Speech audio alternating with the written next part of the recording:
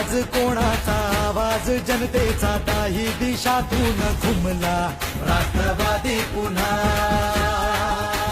प्रगतीच्या वाटेने जाऊया साथीने एका मुखाने हो बोला राष्ट्रवादी पुन्हा